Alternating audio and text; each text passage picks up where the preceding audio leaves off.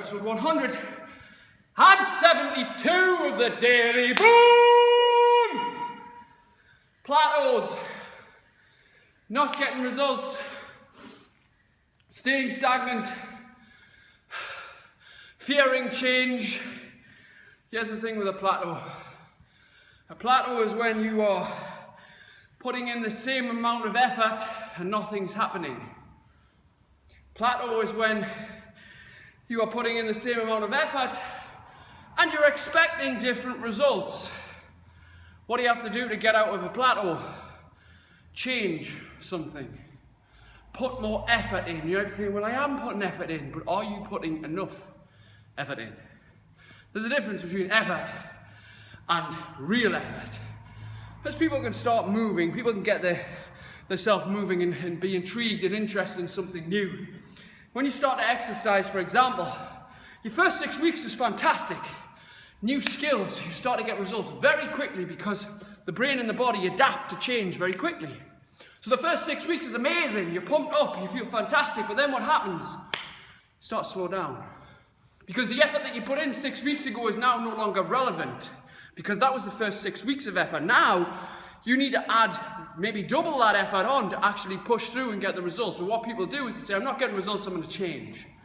This diet isn't working, so I'm going to change. So they change, and guess what happens? They get a little bit of results, and they feel a little bit better, but then they hit that plateau.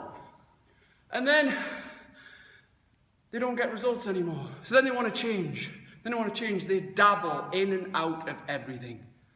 In and out of coaches and mentors, in and out of programs, in and out of diets, always starting on Monday, getting a few results, stopping. You're stopping and starting because you're not pushing through the plateau. You're not understanding that the plateau is to be celebrated. It's your body saying, well done! You've got this far, now fucking change me. Change me. Everything works. Here's the thing, diet, exercise, everything works for about 6 weeks, 8 weeks at the push. Then you have to challenge yourself. So that might mean less rest, more weight, more reps, more effort, push-ups from your toes, jump squats, going faster, getting more rounds, trying harder, running upstairs rather than down, getting your knees higher rather than lower, making yourself more red and more exhausted to push through and get results. If this is in your lifestyle, watch what happens with relationships as well, doesn't it? It's great for the first 6 months to a year. Then things start getting boring. You start to look elsewhere. You want sex with different people. You want to spice it up, but you keep blaming them. Your relationship gets comfortable because you stop putting in effort. You stop appreciating the person. You stop putting effort in. You stop doing dates. I know, I've been there. I've suffered failed relationships because I didn't put the effort in. And so, when we hit a plateau after 6 to 8 weeks, we need to push forward in this new level of effort. See, if you're consistently starting on Monday with your new venture, whatever that may be, or you've been the same for a long time, you are actually not the same. You are gradually, very slowly getting worse.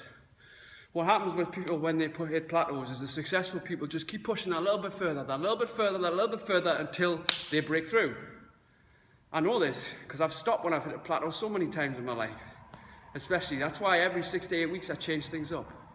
That's why I understand that when we have problems, if you have a growth mindset, we understand, hey, the problem's going to come. And when the problem hits, you're like, right, what's the solution? But if you are a fixed mindset and you think, well, I'm just going to try, then you hit a problem and you just think, oh, well, it wasn't for me anyway. You don't expect the problem. What the fuck do you expect? You're pushing hard, you're doing well, then something's gonna fucking smack you in the mouth. What do you expect?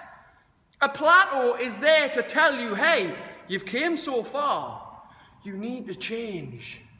Change is hard. Not many of us want to accept to change ourselves, but it does come from within, right? You try a new sport, straight away you're gonna pick it up, you're gonna get results, you're gonna feel fucking great. You try a new exercise, you're gonna feel great. But then what happens is after 6 weeks, it gets hard. So you've got to push harder. And you cannot out-train a bad diet. You cannot out-goal set an unsuccessful mindset. You can't keep trying to push through these things if you are trying to use this against you and not for you. And understand that problems, no matter what they are, come to everybody. And you actually might get more problems the harder you're trying to push and the more impact you're trying to make on your life. Because as you start pushing, guess what? Resistance pushes against you. And eventually they meet, that plateau happens, and you've got to either keep pushing, go over, or go round. One of those things you have to do. You have to understand that sometimes you might have to get up on a Sunday morning at 8 o'clock and come and sweat. Sunday, oh, I couldn't do that on Sunday. Need me Sunday dinner. Need me Netflix and chill. Fair enough. But if you're the type of person who complains, then maybe you do need to do stuff like that. Maybe you do need to challenge yourself and change. That's all I'm going to say to you today. After I've done this whole sweat on, I feel much better now. Sore, tight, stiff, couldn't be bothered. But you know what I am committed to? Feeling good. Most of us are committed to feeling like shit. How do I know that? Because you're consistently doing the things that make you feel like shit. When you're committed to feeling good, you have a duty to yourself to look after yourself. It doesn't come quickly.